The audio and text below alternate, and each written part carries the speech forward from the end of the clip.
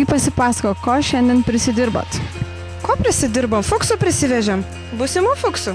Kurie dar net ne funkcionuliukai, nes iki krikštynų nebus fuksais. Kur jūs čia slepiatės? Mes ieškojom, labai sunkiai jūs radom. Va, slepiamės prie Pailgio ežero.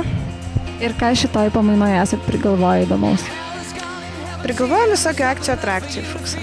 Prisikvietėm debatų, įvairių pripasakos jiem įdomių dalykų, psichologai atvažiuos pakalbėti su jais.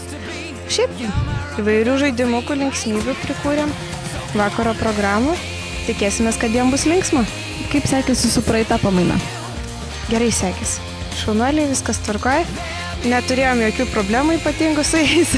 Visi klausė, norėjo, linksminosi ir tikrai buvo labai smagu. Nenuobodžiavo, neužmigo per kalbėjimus įvairiausias. Šiaip viskas labai gerai. Labą dieną! Mėlynulės!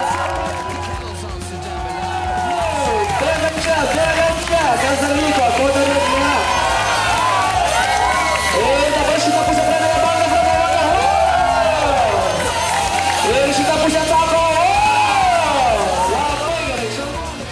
Žinosit, kas jūsų grupiokai, kursiokai, šiaip draugai, jūs galėsite mojuotis gidėjai, aš tave mačiau stovykloje.